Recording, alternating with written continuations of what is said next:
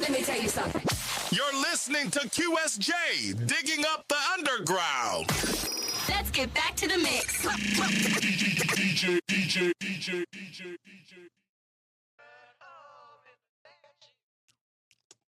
Tell me how you like it. How what's the words come out of your mouth? Put your hands along my skin, and we'll both be heading south. You're doing something to me. It's never been this hard before. I gotta let it run through me. Take a look inside the door. Oh, my love for you, you can be sure it shows. I'll never hold it back from you. She only comes, she never goes. And I hold on to your body, and we're at home in the bed sheets. You know you make me so weak every single time of day. I feel it in your smile. You make me a part of your lifestyle. But for now, in the meanwhile, do you wanna come and play? Can't get you off my mind, no. Welcome to QSJ Radio, where we unearth the raw, the real, and the revolutionary sounds shaping today's music scene. I'm your host, Traffic Light. Today's guest is James Sebastian. Oh my God, let me tell you. Today we're diving into the world of James Sebastian, a modern torchbearer. Torchbearer, okay? If you guys need to go Google that, go ahead and do that for me, okay? A torchbearer of the 70s classic rock energy, from electrifying performances across the UK and to clinching the best classic rock and blues act at the 2005 Radio Wigman Awards. How did you do that? I don't know. James is reigniting the flame of rock and rolls for a new generation. Plug in. Welcome everybody to QSJ Radio. James. Hello, Dave. How are you, man? Oh my God. Let me tell you, man, I don't know where. I'm not from the 70s, okay? But for some reason, you take me there. I want to wear the tight shirts with the stripes on, with the bell bottoms, because I love that's that the stuff. vibe, man. That's the energy. Is a lot of people didn't have beer bellies back in those days, you know what I'm saying? But from the photos. But anyways, hey, look, can you do me a favor? Can you take us to the beginning and what sparked your journey into the music, and how did the 70s era influence your sound? I can take you right back to the beginning. So it's funny because the 70s thing kind of developed a little bit later on. The initial love musically was the Monkees. And that's a bit of a curveball, right? Because most people would say slightly bigger bands, probably more respected bands. I love the Monkees, but obviously they were like this made-for-TV group that then became like a real group. But I was just so obsessed with the songs. And then that kind of segued into the Beatles. And then that kind of segued into 70s. And then it was suddenly like, that's the thing. That's the thing that I can model myself on. Yeah, for a time at school, I did have a Beatles haircut, but it was a bit less fashionable than maybe the long hair. Wait. You went listen, don't get me wrong. You're a young guy now, and you got a Beatles cut in this time frame. That they kind of knew you was the rocker. They knew it. You was living that young. A lot of people try to hide that. When was it that you actually came out and said, look, I this is music. This is what I do? It was probably, I only started learning guitar when I was sort of 15, which it's still very young, but some of the people I knew had been learning it for years and years before.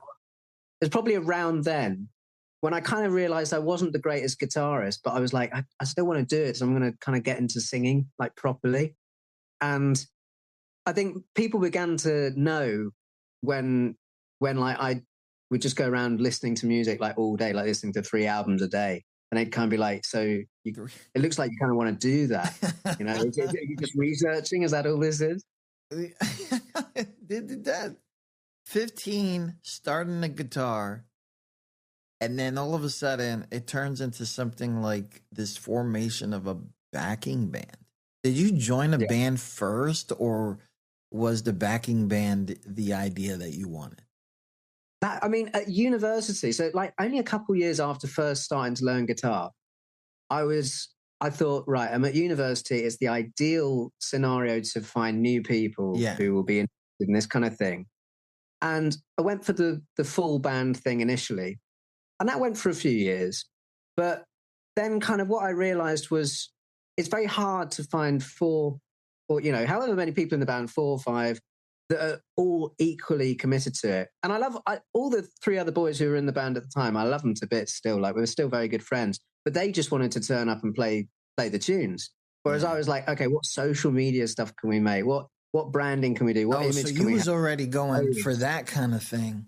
Yeah, man. I remember once we were all in the pub together, and I was like, so when are we doing like a tour, fellas? And they were like, well, we've got like a gig in a pub tomorrow in the city that we're in. Is that good enough? That'll do. Wow. But it was, early on, it was like, if it's just me with my backing band, then it's much more, you know, you can put all of your energy into it, and then it's 100% as opposed to being 25% of like a whole thing. Yeah. Wow. If you guys are just tuning in, thank you guys so much for tuning in. We got James Sebastian here, and we're talking about everybody out there. Hello. He is not even, this is not a game, people. This is not a game. This is something crazy. Do you recall your very first live performance? Because it has to be and did you perform what you play now? Like, was it always like that, or did you know, because a lot of rock stars, and they start off like playing other people's songs. Like, what was it? The very first live performance, I mean, looking back on it now, if I showed you a video, and there is a video hidden somewhere, I hope it stays hidden, but if I showed you a video, you would not believe it was me. You would not believe it. It was at school, probably like 15, soon after first learning guitar.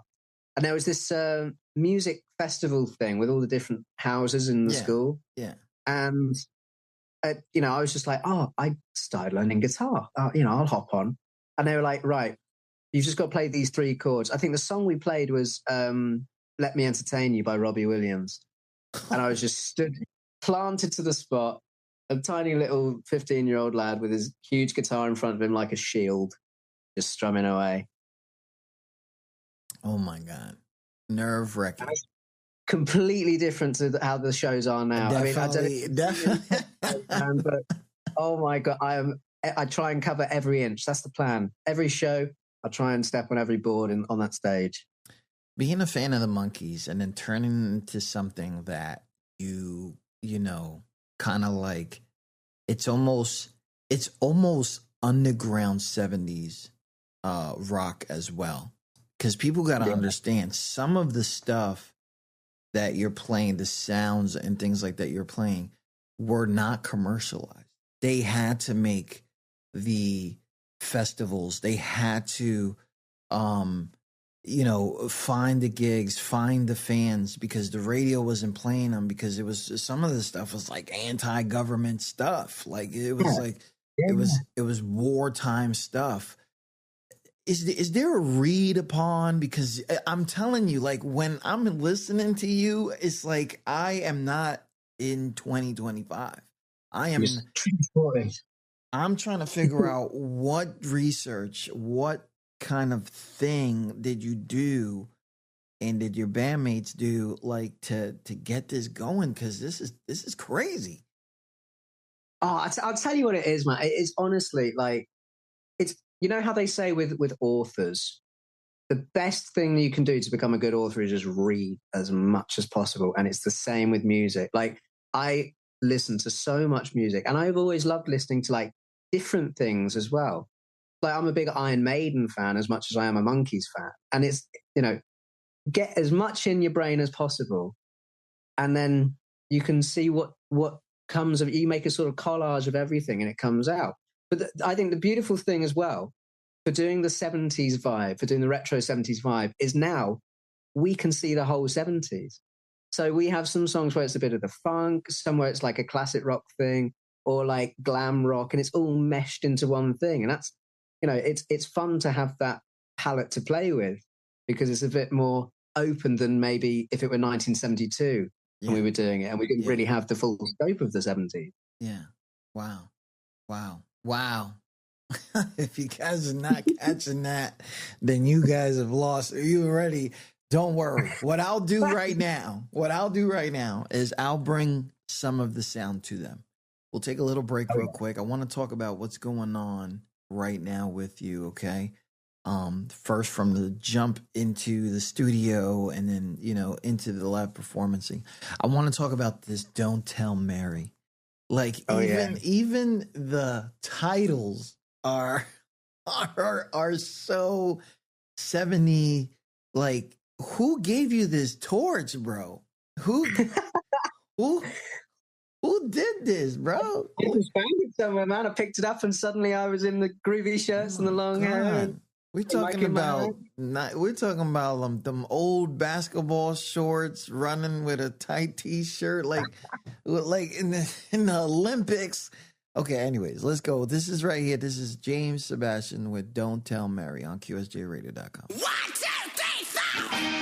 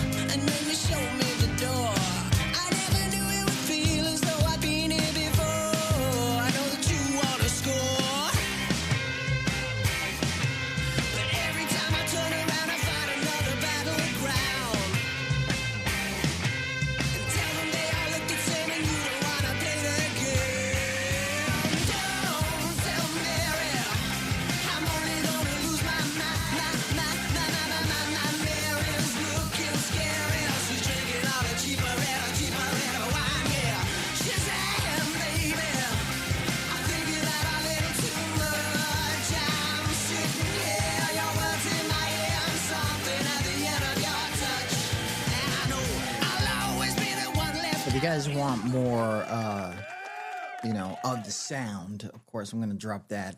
I got a pin in here and pin in the chat for the link tree. Got everything on there. And everybody who is basically listening on the podcast, you can definitely go ahead and check that link out in the description. So the start of, like, I guess, from the songwriting, because we're like, the 70s is deeper than some people give it credit for, right? Yeah, for sure. It's slang, it's culture turning, coming from a Americana that was basically robots. Everybody looked the same at one time, and then boom, they started switching it up, right? They started getting a little bit rebellious against almost everything. It was like, we gotta save the earth type of crap. Why are we going to war? It makes no damn sense. A lot of this stuff that was so, like, basically 10, 15 years before that, it was normal to go to war. It was normal to just listen to what the government says.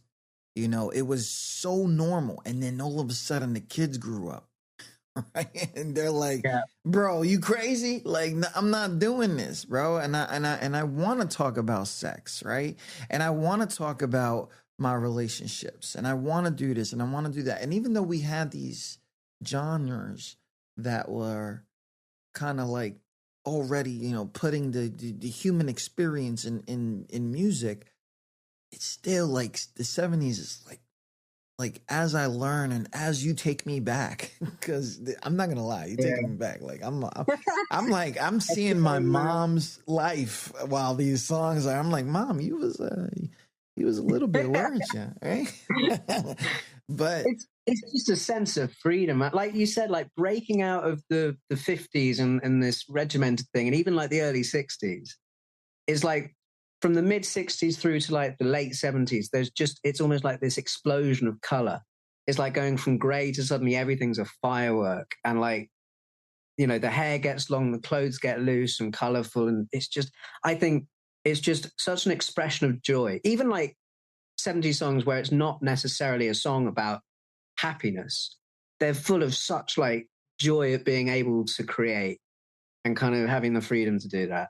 I think it's just an amazing time musically. And you're just throwing it right back in our face because you know what? It feels like that was needed, to believe it or not. And if you really just look at it, you've been doing this for a long time. So it's not like something that was intentional, but it seems right now because, man, let me tell you, there are some, I don't want to use the term brainwashed because I want to validate people's feelings, but I do really believe a lot of people are just like forgetting that we were not like this a few years ago. We were not like this a few years ago. There was hugs and kisses. Yeah, there was some crap.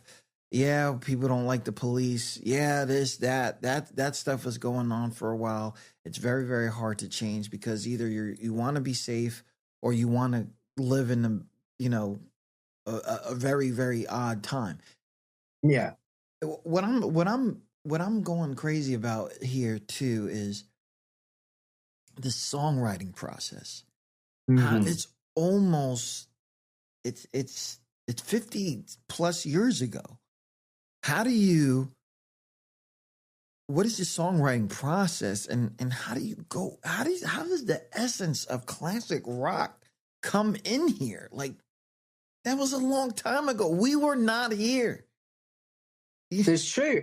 It's like it's kind of having this old bucket of paint, which has just been sitting around in the garage for ages, and then you kind of drag it out, and you're like, "What's in this?" And you have a little dip. And the thing is, with my songwriting process, is it tends to be lyrics first, because I when I was younger, I was very into poetry, so I'm always used to just jotting. You know, I think of like a phrase or something, and you go, "Oh, I have to quickly get that down." Like "Don't Tell Mary," it was a phrase that came about in this place I used to work in, where there was this girl called Mary. She's very nice, lovely girl. But whenever you told her anything, it would be around the store in like seconds flat. Like everyone would. God. You know, oh my God. This phrase, right? The timing of this story is amazing. I'm going to tell you that right now. I just finished having a conversation with somebody talking about a Mary that we have. Yeah. And like, don't There's tell a Mary me. everyone. Wow. Don't tell her. And I'm thinking, wow, but how? How do you just like, oh, tell me? Like, how? Like, I mean, it is just, my brain is soaked in 70s tunes. I've heard them all so many times that I think the music is almost sort of reactionary.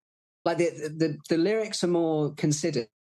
And then the music is like, okay, how can this sound 70s? And it's not like even thinking much on it. Yeah. It's more just like strumming and going, oh, that's, you know, I could get a little bit of a Mick Jaggerism in there or maybe a Robert Plant screech there. You know, it's almost, it's taking little bits of all of these different icons and different eras of that time and sort of squishing it all together. And then it becomes a new color. It's a new thing entirely. Oh, man. If you guys are just tuning in, James Sebastian talking to us. I'm literally in the garage right now, and I'm trying to find some old paint. Like, I'm not even playing. And you know, you mentioned that, right? And I'm like, I bought a house, right? And I'm like, okay, cool. We bought a house. And some people, they left some stuff here.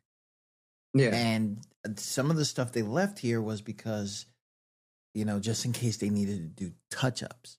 Right, because they went around, started doing, you know, DIYs and a whole bunch of stuff, right? So it wasn't for like 5 years. I'm like, yo, let me go check this out. Like, oh, that's the color we need. right? Mm-hmm. Because the elements are causing the issues, right? And things are losing itself, right? So how do you bring this back? Right? Yeah. So how do you bring this back? And you're like, oh, okay. Oh, okay. Wow. Right? And you're just like, that was poetic, Dave, lad. I love that. listen, you did it. I didn't do it. You're over there. That was you. You're You almost took it and ran with it, man. Listen, I am in my feels, bro. In my feels. When you realize something, I know that you were talking earlier when you were in university that, you know, the first group of people kind of weren't at the same level of passion. You love them. You love them. Like they're not there. That doesn't mean I don't love them, right? Yeah, exactly.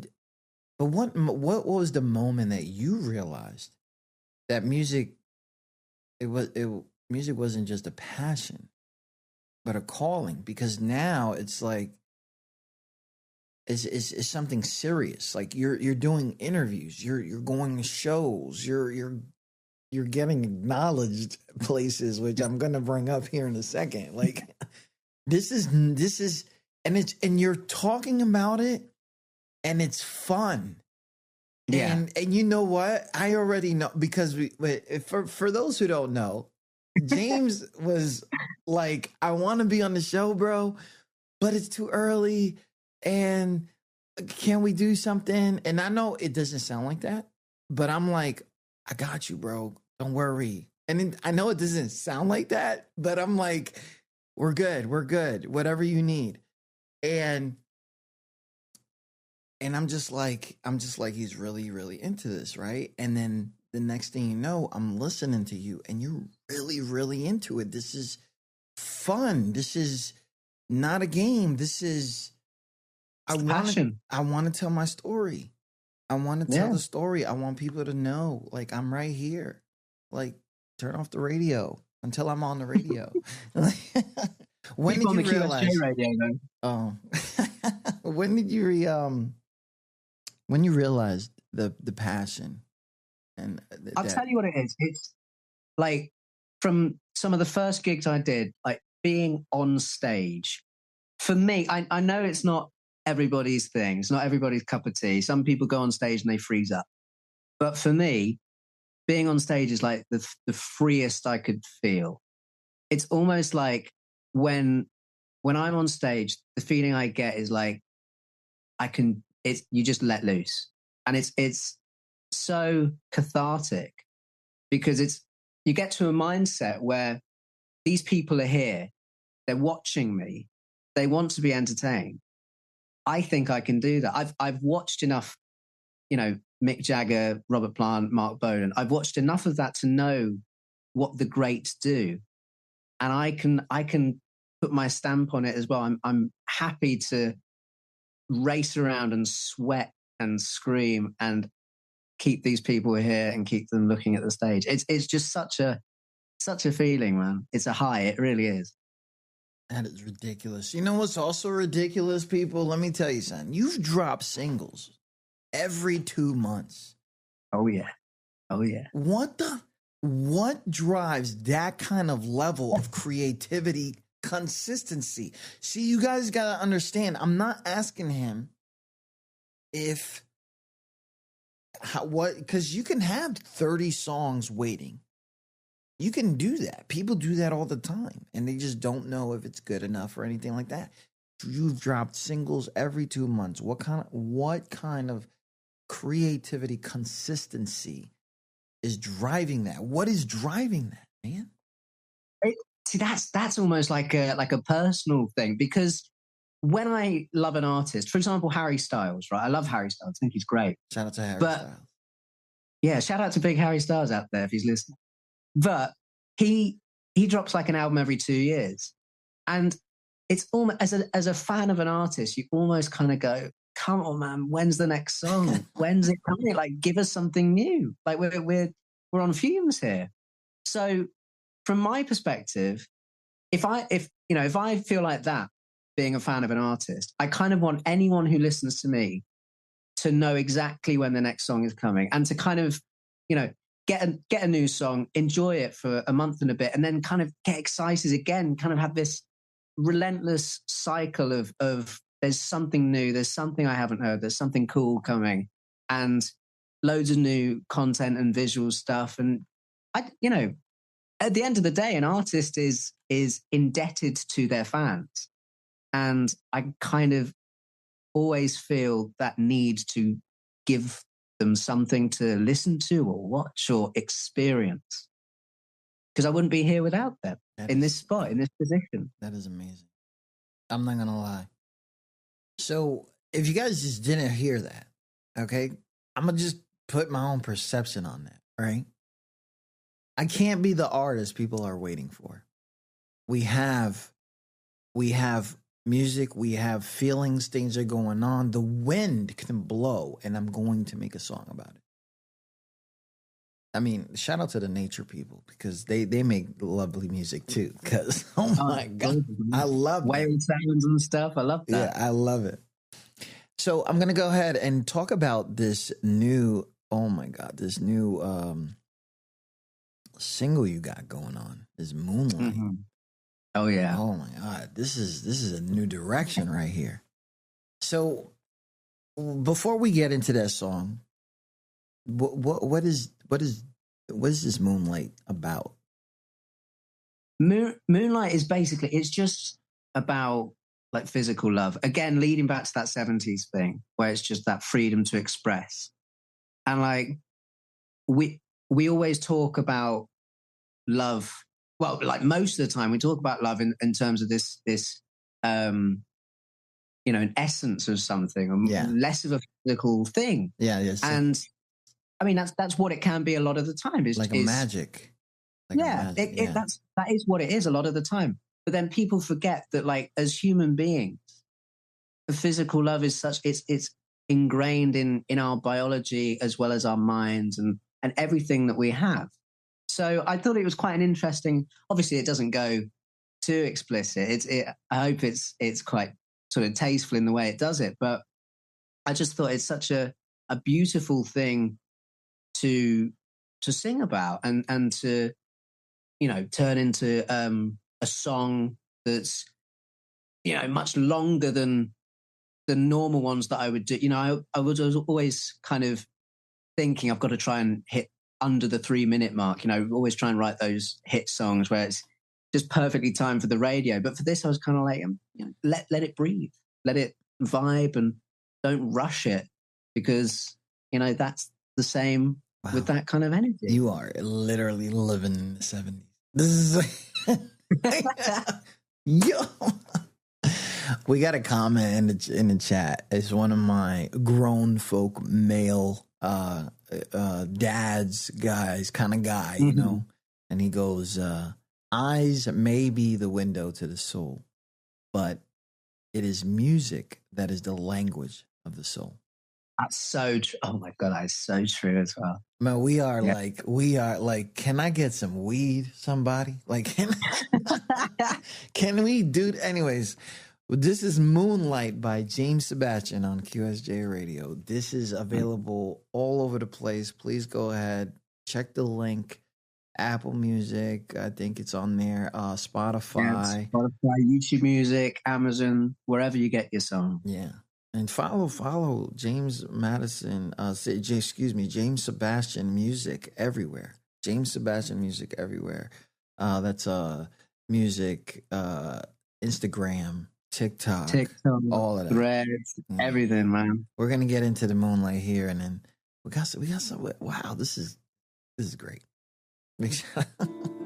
I'm loving it.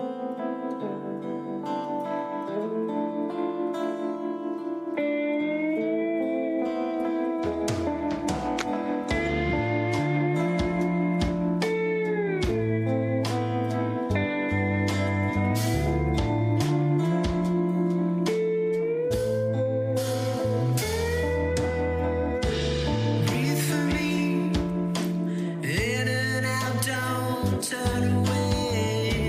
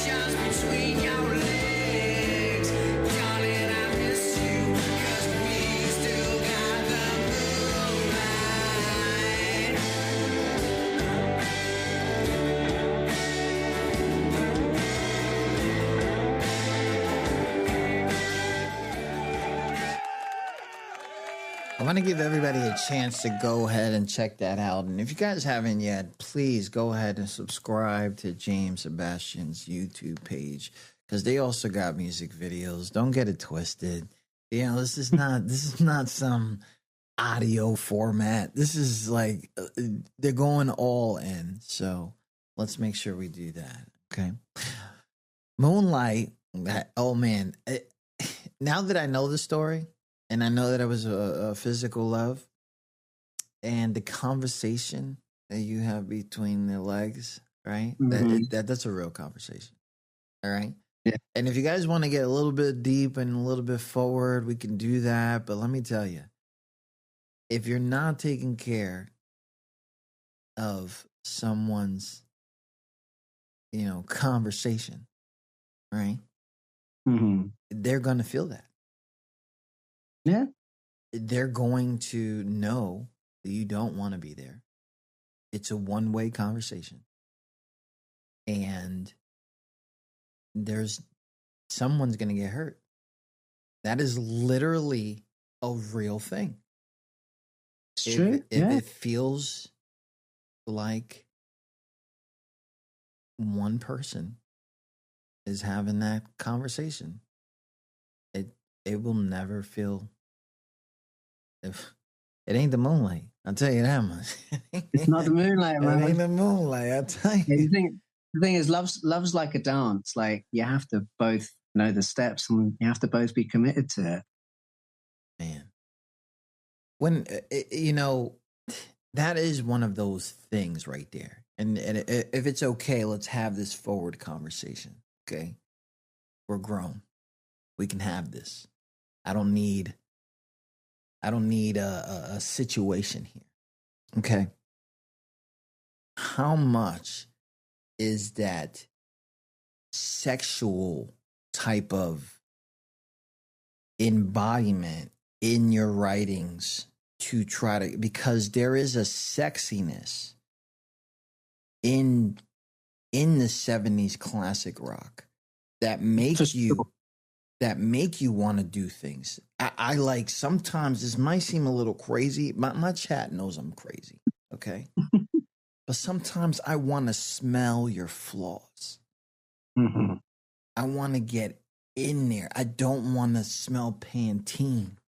I don't want to have the Dove. Let me get some of that onion dip smell. You get what I'm saying? Like, it is not a game out here, but how much of that sexual context is involved in your creation? I mean, the thing is, from the 50s, from Elvis, like, rock and roll and rock it's all about sex, even if the song is not. The energy of it and the freedom and the looseness. It's about not just, sex itself, but also the confidence in yourself to, stand on stage and whip your shirt off and kind of, play with this emotion and this way of performing, which is, if we view it as what it is, it's very vulnerable. It's someone standing in front of a crowd and kind of showing a side which, in everyday life, we don't really see. You don't see people performing in that sense much at all. So to have someone doing that amplified and with something they've written, it's a connection and an understanding, a relatability, I suppose, and hopefully an encouragement that, you can be confident in that too. Wow. I'm telling you, man, what time are you in? Are you one of those skin crawler guys? I don't understand what's going on, because I'm out there. The way that these stories have come to us of that time is almost as if it was a glamorous time people don't want to talk about. And that people want to erase. I feel sometimes. Yeah. And all right. That's another show right there. Okay, so write that one down. Yeah, I gotta write that down. All right, so you're talking about performing a lot, and I love that. Mm-hmm.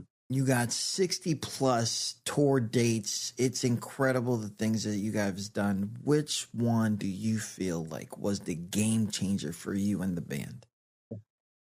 That's a really good one.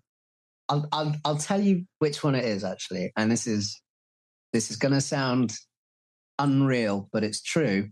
It was literally last night. It was last night. No we played, fucking way. Yeah, man. I kid you not. Like, we've played some really brilliant gigs, and like with some different people in the band, and it's all been fantastic. I've played with some magnificent guys, but since moving to London, which was about sort of mid 2023, I've got Jamie the drummer and Alex the guitarist, and they're exceptional at what they do. And we've been kind of stirring and, releasing stuff and playing regularly. And last night we were in Camden in North London, and it wasn't a huge crowd, but it was a committed crowd. When they're there and they clearly love music, so they're there and they're enjoying it. But I watched back a video, and I can be very self-critical of performances because I've watched so much of the greats. You view yourself sometimes, you think, God, that wasn't, I could have done that better, I could have done this, but I watched this and I thought, wow, I was pleased watching that. It was a good show, and I enjoyed it as a performer and then as a viewer, and that's just that. It felt like a next step up for me. Oh man!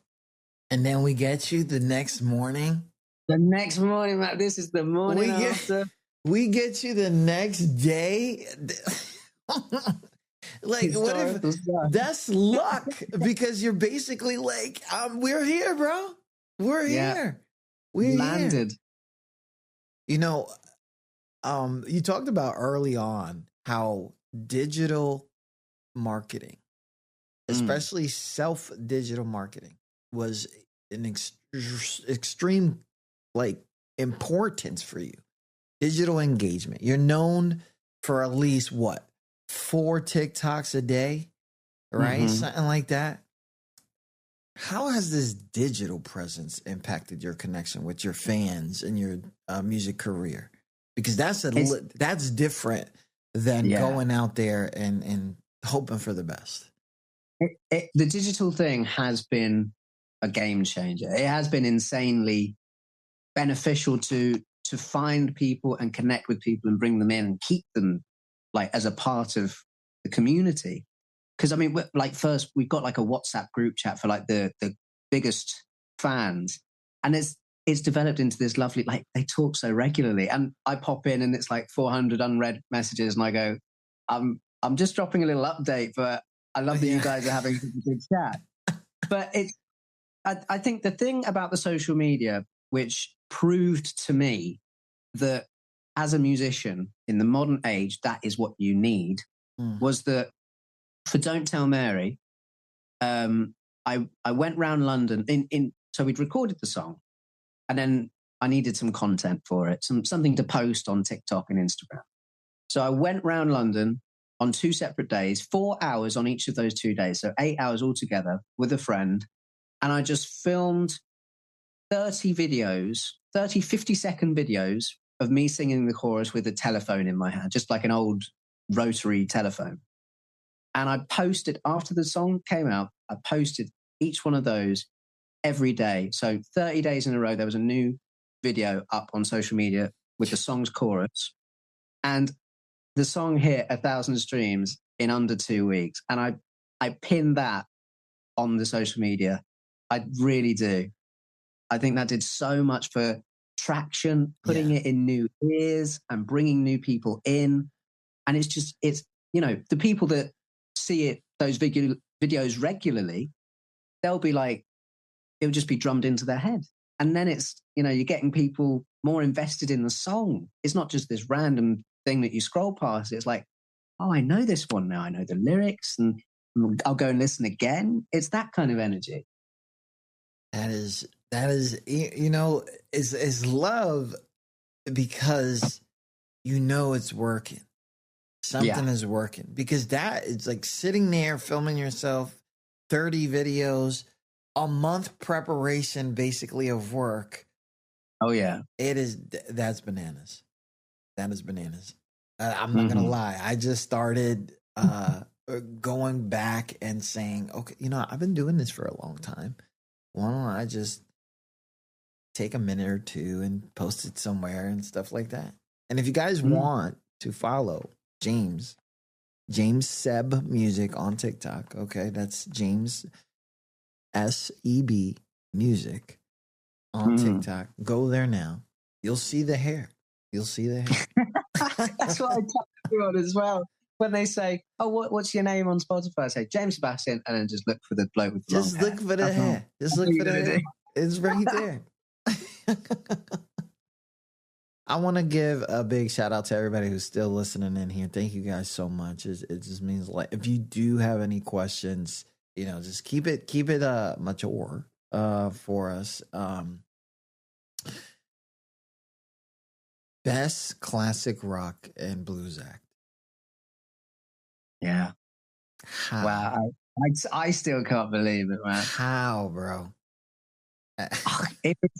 It was insane, because I didn't even know I was nominated until they sent me an email saying, "You're nominated. This is when the awards show is." Like, there wasn't any precursor. And then I was like, oh, okay. And it was a voting process as well as a judging panel. So it was like this combined thing. And I told all of the fans, I said, please, you know, drop a little vote. Yeah. It would mean you don't have to, but it's, you know, it's because of you guys that I'm doing this. And, you know, it's just a little click. Why not? Yeah. You know, nothing too, I didn't expect anything from it. And I turned up to this awards ceremony. Shout out to Radio Wigwam, by the way. Brilliant. Grassroots, sort of doing stuff for unsigned artists. Yeah, really good. Station. But I turned up to this awards ceremony with a friend of mine and my guitarist. And we were just thinking, you know, oh, it's cool. We're at an awards ceremony. We're not going to get anything. Let's have a few pints. We'll stand at the back and just enjoy the music. And the first category to be read, Best Classic Rock and Blues. And we're like, oh, great. Okay, so they'll show our name on screen. That's fantastic. So, you know, good fun at an awards ceremony. And then they do the big third place, second place, first place, James Sebastian. And suddenly, you know, we've got pints in hand. And we're like, oh no, got to put it down somewhere.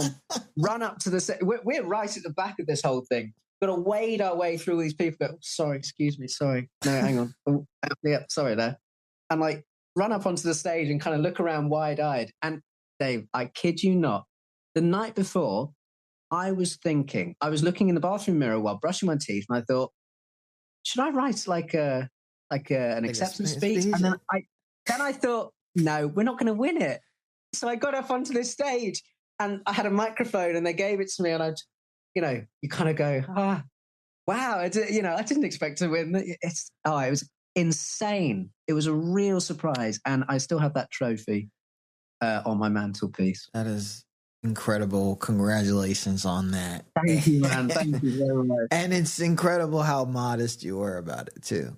Like, like we're good. We're good. It gets our name out. You're hilarious. Oh man, it was crazy. I couldn't believe it. And you know, I'm still in shock. Still in shock. The journey is, you know, at its peak right now, maybe even breaking through what is the underground for you. And I think this one right here, Looking for a Sign, I'm going to play the video. And I think that this is like coming of what it is, you know. Looking for a Sign is available on YouTube. Everyone, please go check it out. This is Looking for a Sign, James Sebastian on QSJ Radio.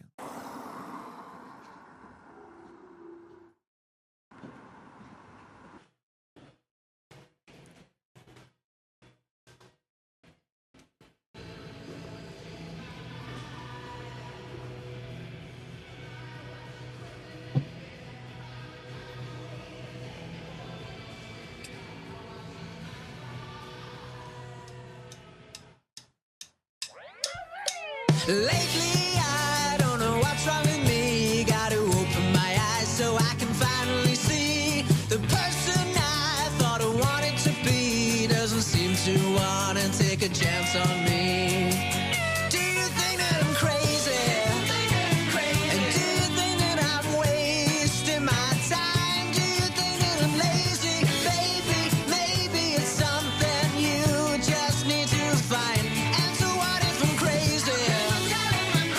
Soaking up all the cider and wine. But I know I won't get anywhere if I keep looking for a sign.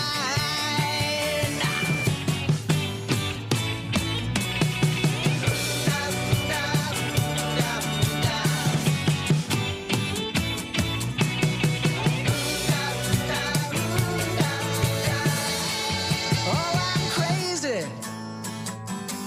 Oh, I'm wasting my time.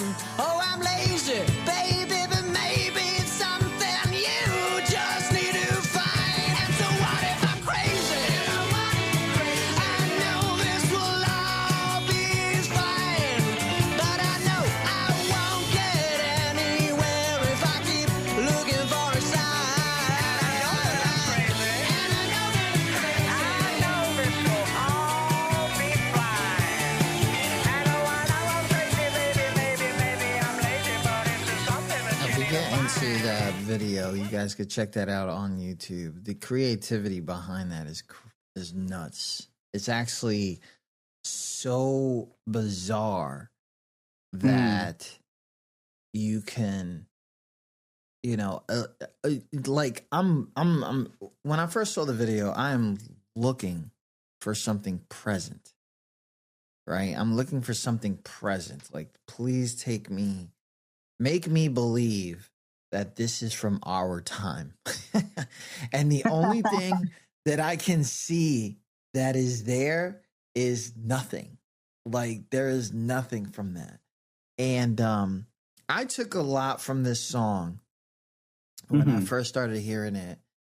I started thinking about how bad it is to be a creator these days. Yeah. Because there is a comparison of someone who's doing so much with so little. And then it makes you feel kind of like crap. And then you just slow down. And then you're just like, okay, what am I supposed to be doing? What am I supposed to be doing? Can I, will I, should I? Do I do the method that they believe is going to work? Then everybody starts doing that method, and then all of a sudden it doesn't work. Like, it makes me think about that, and it also makes me think of, like, I should not, like, there's always that counter, right? I should not be not only comparing myself to others, but like crapping on my own talent. For sure. Like, I should not be crapping on my own talent, because then I'm just like, okay, I like making stuff out of wood and, giving it away as gifts. And then somebody will say, oh, you're really talented at that. How much is it? And I'll be sitting here like, well, it doesn't cost me anything. You can have it. Right. And then somebody will just look at you like you're crazy because you're just giving away stuff for free. And I'm like, well, that's how I really feel things are. That's how things should be. I'm not going to exchange something that's real from a mental technology, as in money, right? Even though I know that is something that makes the world go round, I know that it's the fakest shit out there. I know it is literally not real. So I get a lot from that song because I'm waiting, right? When is my time to be famous? When is my time to be memorialized? When is my time to that? And every time that I wait, I'm just wasting time. Yeah. Right? It's so true. And I don't know if that's what the song is about, but that's what I took from it. And see, that's what happens when you go to the gym and you listen to fucking. Oh man! No, you hit the nail on the head. Honestly. Oh really? Like that song is. You're right. Like in any creative sphere, like you will come across people who are doing better, and you will look at yourself and you kind of go, why aren't I, or like, what do I need to do to get there? And, you know, what have they done to get there? And it's this self-comparison thing. And I try not to do that. And it's so valuable to, when you think you're about to reach that point, is to just look inward and appreciate what you do for the love of it. You know, like you could have 2 people turn up to a show, but as long as those 2 people go away happy and like new fans, and they're like, oh, I'm going to listen to that guy, and you know, he really put on a show. There are only 2 of us there. That's you succeeded. That is a victory. It doesn't matter that there's not 100 people, because you could have 100 people at a show, and maybe 100 of them go home and they didn't enjoy it. You know, it's about what you make of a situation. People will be in different places at different times, and everyone has a different road that they take, which goes up and down at different places. So someone might be doing so much better than you at one point, and then you might zoom right past them in a year. But like, you won't get to that point if you keep looking at them above you and thinking, I'm not going to get there. What are they doing? You got to believe in yourself. And that chorus as well, just like, I won't get anywhere if I keep looking for a sign. It's saying, don't stay static. Don't just stop and look at people. You just run. Like, you run, and maybe you're faster than them, maybe you're slower, maybe you can run longer. It doesn't matter. You run, and run as far as you can, and that's all you can do. I need to find out what he's drinking. I need to find out. I need some of that every day. Listen, James, I'm not even going to play, okay? From the first time listening to your songs, doing research on you, the people that are connecting right now with us, this is some refreshing stuff, okay? This world that is going on right now, it is nuts.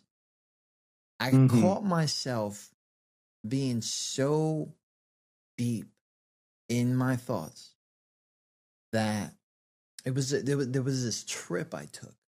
It was to pick up the kids. We have like this halfway point that we go to, and I have to pass a town, many towns. Drive is like 3 hours. I'm driving. I'll look to the side. You know, you're supposed to keep your eyes on the road, right? But I'm looking to the sides. I'm left, right. I don't care. Sometimes, you know, I might sneak a phone. My bad. But I look to the side, and I'll see like a house abandoned. What memories are in there, right? Yeah. What got lost in time? And the people just pass by these houses every day. Either the small town people know about the history of that house, or they don't, or they lost memory. It gets vegetized. And these are modern day houses, not like the old wood and keep them up there for museums and stuff like that. Like, these are like modern houses where, you know, and they're just vegetized. They're caved in. They're put up, and I'm just thinking about, what were the barbecues like? What was dinner smelling like in there? Yeah. Who did the lawn? Like, I'm like thinking about this experience that was in this section of the earth that is now forgotten. And I rather think of those things and get lost in those things than be involved with what is now. Because there is too much of a disrespect to the other human being going on. There is a loss of love that is not only needed in the format of communication, but in physical. There is a serious amount of selfishness that is going on that it makes almost every single one I meet unlovable. I don't get it, but I rather go deep into the memories, leave my own memories for my own people that have been around me, interacted with me, had conversations with me. And I want them to laugh the next time that they have French onion dip, that they say, fucking Dave, man. Now like I'm smelling people's armpits and they smell like French onion dip. But anyways, I want people to remember those things, because as I'm passing these homes, these memories, these even the nature that was there, that we decided to take it upon ourselves to, it's all for the human good to connect with each other. But at the end of the day, no one really wants to. No one wants to. It's such a strange time in the world. And I think I love what I'm doing right now, because when you think of the 60s and the 70s and like the hippie movement and the counterculture, that was a strange time in the world with like, the Vietnam War and race relations and gender relations and everything.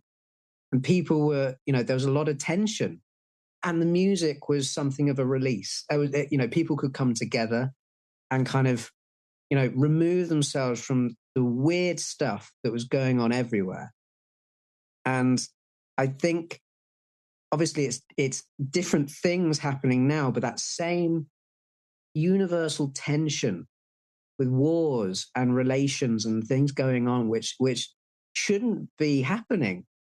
I want to try my best to be in that 60s, 70s mindset, that vibe musically of like, hey, you come to a James Sebastian show and we're just going to have a good time. Like I'm going to try my best to remove you from any negative thoughts that you're having, and we're just going to enjoy like you said, music is the language of the soul. We're just going to enjoy a conversation as people, but through music. Bro, I don't even want to stop this convo. I don't know. I know. We're getting deep, man. We're getting deep. But we have to, because it just makes sense to what it is, what drew you to there. We can talk about this is what happens when you get post-pandemic feelings. No, this is not post-pandemic feelings. This is real stuff. A lot of my friends are so contradicting about this. Mm-hmm. And I tell you why. They're living within today and arguing within today, but they'll be like musically in the past. Yeah. It makes no sense to me. How can you have a playlist that is so amazing and be a dick right now? I can't understand this shit, because I do believe maybe it's because of the music lovers, right? Maybe it's because of the instrument people, the harmonies that we see when we hear a cricket, that we're not afraid of the dark. Well, I am, right? But maybe it's us, but the soundtracks of your life really make you. And it fucks me up, because there's a different kind of opinion when you open your mouth. It's crazy. It doesn't make sense. You consider to me a very big hypocrite. And I don't want to do that, because I want to validate your feelings. I want you to feel the way you feel. I want you to involve yourself. I want you to figure out that you're fucking wrong. You got to give people the chance, right? I got to do it. But at the same time, like, bro, shut the fuck up. Anyways. I'll tell you what it is. It's if you're listening to songs which are about peace and love and from a time where, you know, that's what you've got to, that's the energy you've got to bring. And then you're coming to a conversation and not bringing that peace and love, that song that you love so much, then you're not understanding the song. The connection isn't there. It's the connection. That's how they talk in the 70s, bro. That's how they talk. Anyways, let me get one more song in. I just want people to understand we got songs, and then we'll talk about the future, and then I think you're almost at supper time, so we'll make sure you get some supper. That's a good day, bro. James Sebastian, Love Is Only Love. This one right here is just perfect. I don't want to know the things you've been trying to say. Nothing could ever keep me afloat so far from the bay. Darling, you know you played the game. You won it fair and square. I'm just a sore loser with nothing left to choose from. Leave me standing there. Love is only love, and baby, all around. I could spend forever loving you. Only asking questions, I don't know the answer. Tell me if you want me to. Love is only love when my feet are off the ground. It's selfish of me to do. I can't help but telling you, darling, how I felt for you. And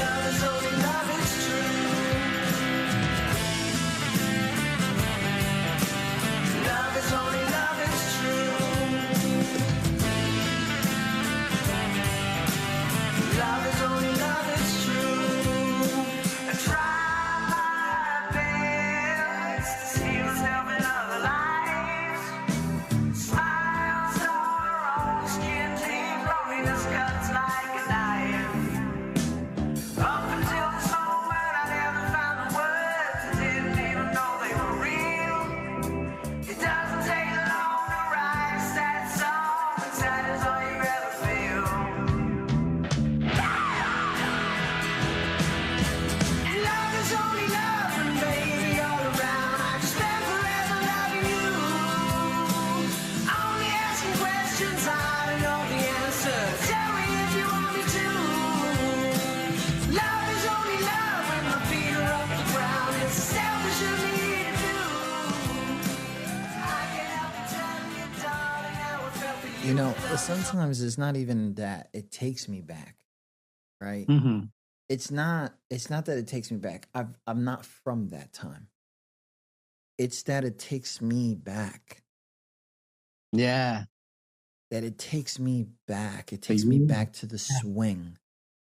It takes me back to the first time feeling a tennis ball. If it I'll takes, tell you what that is. I think it's taking you back to a time when there's not as much stress and stuff going on, like worldwide, personally. It kind of removes you to this. I think it also helps that we're not from the 70s, because we've got this romanticized version.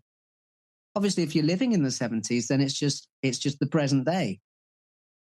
But like, we can look at it and kind of almost see it as this idyllic, peaceful, peace-loving thing in these moments.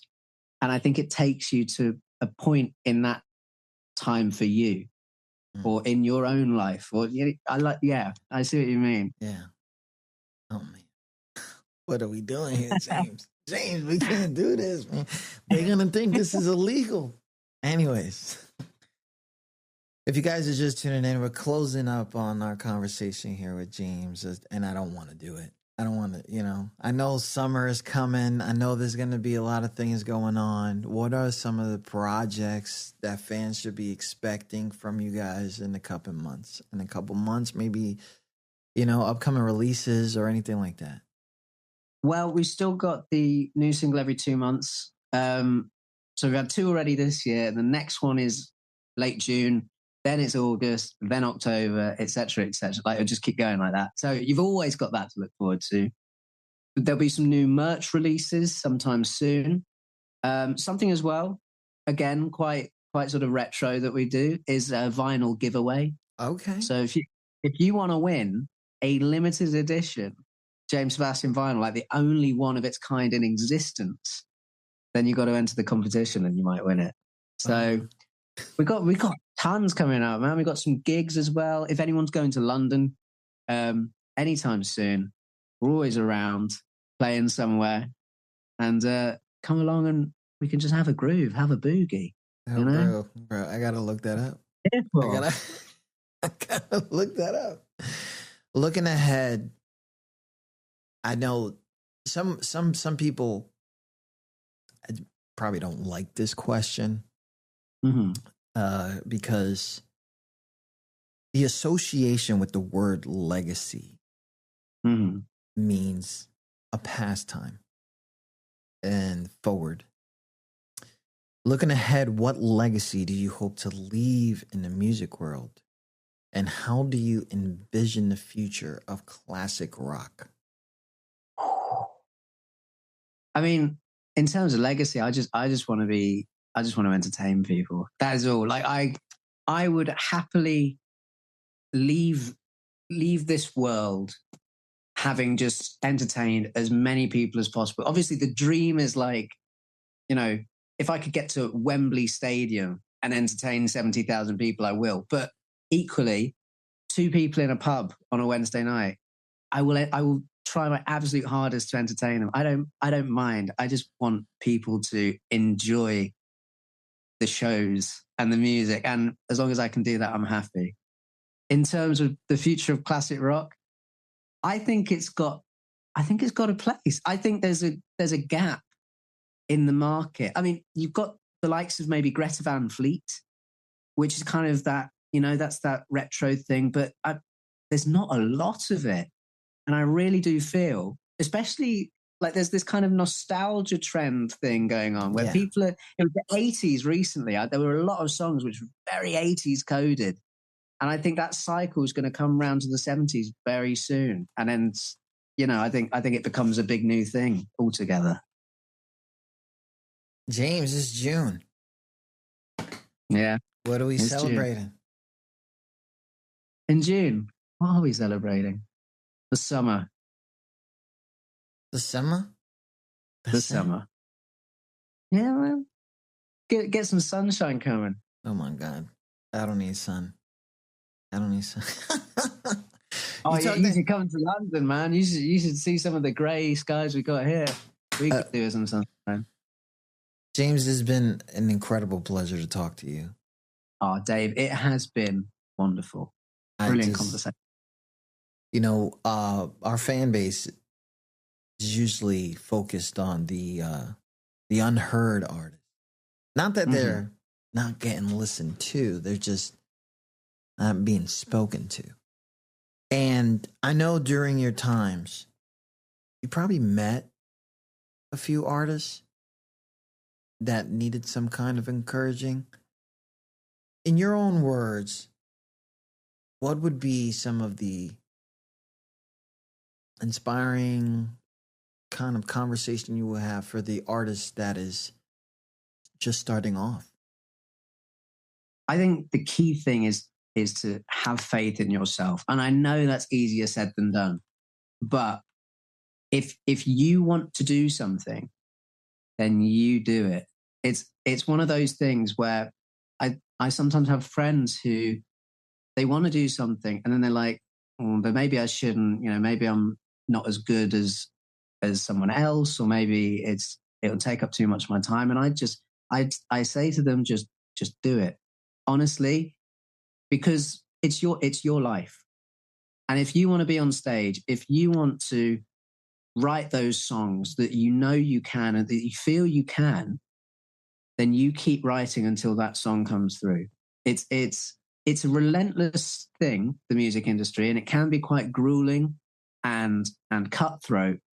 But if you are doing it for the love of the music, for the love of the performing and the songs, then nothing's going to stop you. If you're doing it because you just want to, you know, let these songs out of your brain, of your heart, wherever you keep them, then nothing's going to stop. You're never going to stop. James Sebastian, thank you so much. Thank you so much, Dave. We will talk soon, okay? We will, man. We will. You have a great day. You too, bro. You too.